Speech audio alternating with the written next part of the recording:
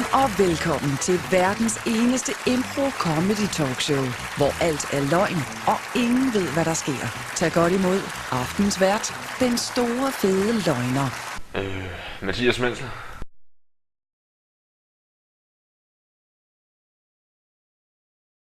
Hvem er Ken P. egentlig, Eileen? Og er han virkelig så ren, som I går og tror, han er? Det har jeg tænkt mig at finde ud af. Gamle bekendte fortæller, at KB var en lidt anden type. Jeg har aftalt at møde en af hans venner lige herinde. Og Kens ven har af sikkerhedsmæssige årsager valgt at være anonym.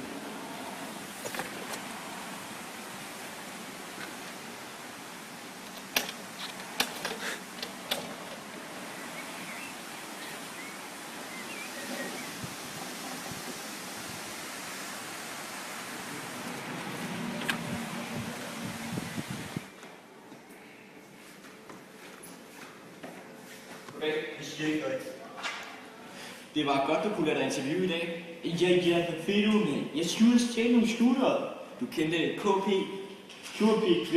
altså Kent Pedersen. Nu Kent Pedersen, eller som vi kalder ham, Lille P. Hvordan kendte du ham? Jamen, han var jo medlem af vores klub, KKK. Var Ken racist? Nej, det står for Kents Knallertklub, og man skal hedde Kent for at være medlem af klubben. Jamen, hvor gammel var Ken engang? Jamen, Ken han har nok været 10 år gammel. Selvfølgelig havde han ikke motorcykler, ligesom alle os andre, men han havde sin Tornado. Tornado? Ja, hans blonde Tornado. Hans trehjulede cykel. Så Ken har kørt ved siden af jer på en cykel? Altså, han prøvede i hvert fald så godt han kunne, men vi kørte jo fra ham hver eneste gang. Især når vi skulle på motorvejen, der må han jo ikke helt køre, så jeg tror, vi glemte ham et eller andet sted. Hvor lang tid var Ken til rockertid så? Jamen, det har nok været et par dage, men så kom hans lille søster og hentede ham og sagde, at han ikke måtte mere. Og så ringede hans mor og meldte ham ud af klubben. Okay. Tak for interviewet. Det har været godt at høre noget om Ken. Yeah.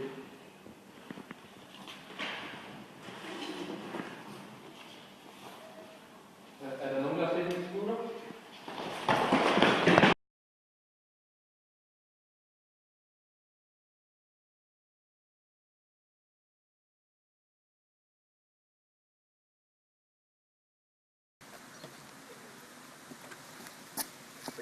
Hey, gennem tiden har flere og flere kullebølle-iskiosker måtte lukke på grund af hærværk og trusler.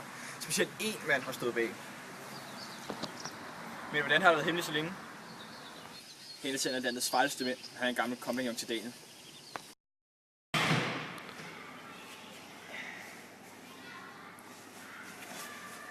Okay, han har godt nok set på den. Det kunne være, at vi snart skulle til at smutte, eller hvad?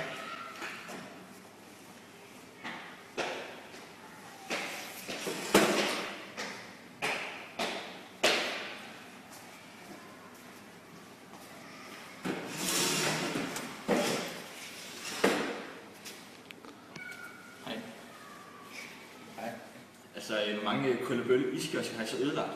Helt Bornholm. Hvor mange er det? Helt Bornholm for helvede. Okay, men jeg har en plan her, som viser, hvordan det er, I ødelægger sådan en kiosk. Sådan helt ned til sidste detalje. Hvad er du sige? Vi er jo prof, så det hele skal jo være meget detaljeret, og vi har styr på pisserne. Vildt. Hvad kalder I den gruppe? Bornholmer. Hvor mange var I den gruppe?